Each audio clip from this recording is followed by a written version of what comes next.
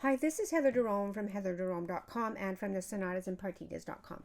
This video is a video in the Arranger's Corner. It's going to be the first in a little group of videos about when we want to add a bass note to what Bach wrote to the solo string music when we are transcribing it for the guitar or for another instrument. Now, there are a lot of questions we can ask ourselves. This was discussed a lot in the introduction video to this series, but essentially we're trying to think like Bach thought, and if we're going to make a change in our minds, it had to be a change that he potentially might have made. So now one way to kind of reassure ourselves that that is actually what we're doing is we can follow patterns. Now, just as an aside, a great exercise to do, and I did this myself, is you go through the lute suites and you copy out all the final cadences of every piece and you transpose them into the key of C so that you can compare. Now you'll have, over 30 pieces, but what you'll find is you'll have very few different bass lines at those final cadences. You might have this one in different rhythms, or you might have this, or you might have this, or you might have this. But what you won't have is this one. Bach doesn't do that once in the whole lute suites. I've actually looked through all the well-tempered clavier pieces. It's not done once. It is done in the gavotte en rondo at an internal cadence where Bach goes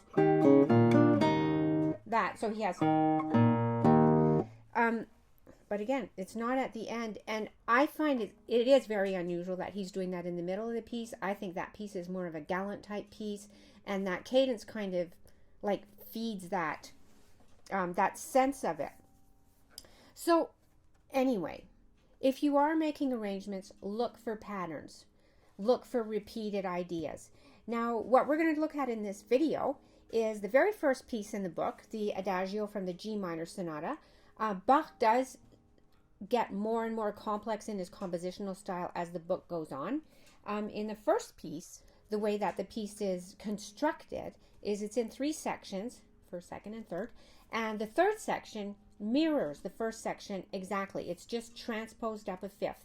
The melody is more elaborated and ornamented.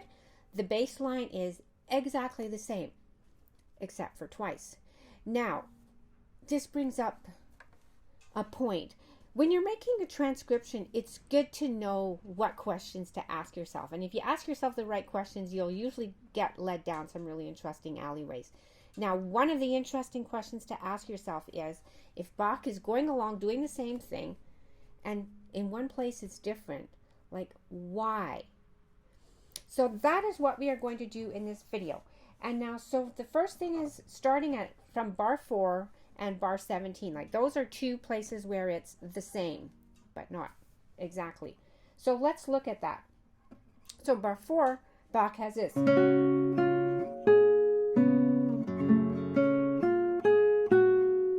Now in bar 17, he has this.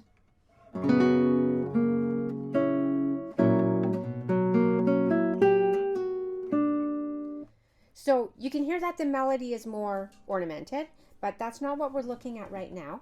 We're looking at the bass line. So in bar 4, the bass line goes like this. In bar 17, it goes like this. So there's that extra note. Like, why didn't Bach do that in bar 4? He could have gone, could have done that. So why not? Well, it would have brought his bass up in the higher register. It would have very much confined him as to what chord he could use, as to how he could spread his chord out. The way Bach decided to do it is that he ended up with a nice low G on his low note. So then you could ask yourself, well, why didn't he do this? That would have matched it almost exactly. Well, the reason why is that that note doesn't exist on the violin, but it does exist on the guitar and on the keyboard. So if you are arranging it for one of those instruments, it makes sense to add in that note. In a way, if you don't, you don't have to, but if you don't, it's like you're taking the limitation of the violin and putting it onto another instrument that doesn't actually have that limitation. So because of that, I think it's a great note to add in. Now let's look at the only other example in this piece. This one's an interesting one. So it's here, like that, and then going from bar 18 to 19, Bach has. Now on the surface level, that one really passes. But if you look a little bit deeper, it's actually not the same. So what does pass is that at the downbeat of bar 19, there's a major 6. Let's see, in bar 6, it's this. So you have G and E flat. In bar 19, you have A and F sharp.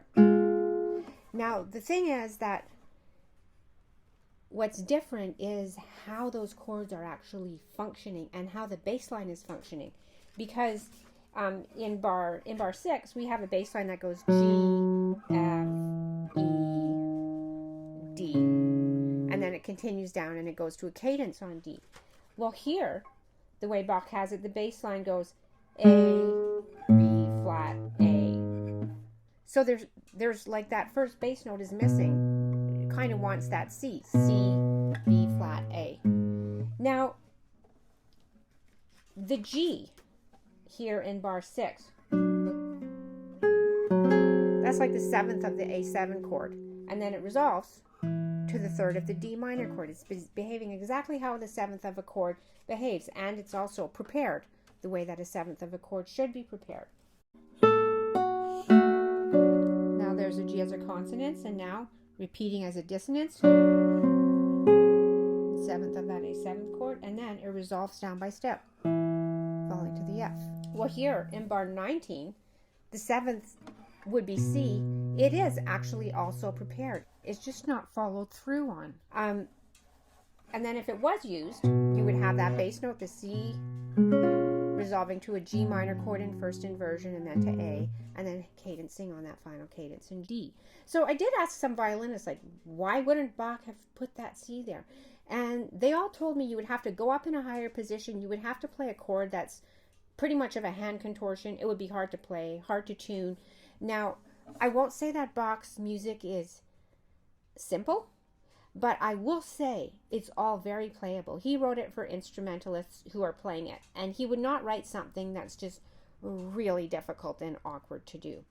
And so, in this case, he just omitted the C, and you could actually really call it an implied note. Now again, on the guitar, you can play it, on the keyboard, you can play it, so I suggest adding it in if you are choosing to add in some notes. What I don't suggest adding here is a D in the bass. Now some of the better known, well, one of the better known violin editions actually does have a D in the bass here, and if you look at the facsimile, you can see that the two little flags for that 16th note A actually look a little bit like a D, half note D, and so that was misread in the Galamian edition. So if you are going to add a bass note, the note to add is C.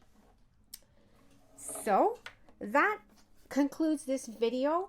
It's just a quick video, give you an idea of what to look for in a pattern, how to ask a question if you see something that doesn't match up in the pattern, and how to do a little bit of digging to try to figure out like what would have been the answer and does it make sense to use it. So stay tuned for some other videos. There will be other videos on adding bass notes and then eventually adding inner voices, which can be a little bit more complex. But it is always the same type of questions you ask yourself. What would Bach have done? What's he doing? Let's follow his thread. So I hope you found this helpful. As always, let us know what you think at sonatasandpartitas.com or by commenting below. If you'd like to find out when the new videos are uploaded, you can subscribe to the channel, turn on your notifications, or you can also subscribe to our non-promotional newsletter on sonatasandpartitas.com.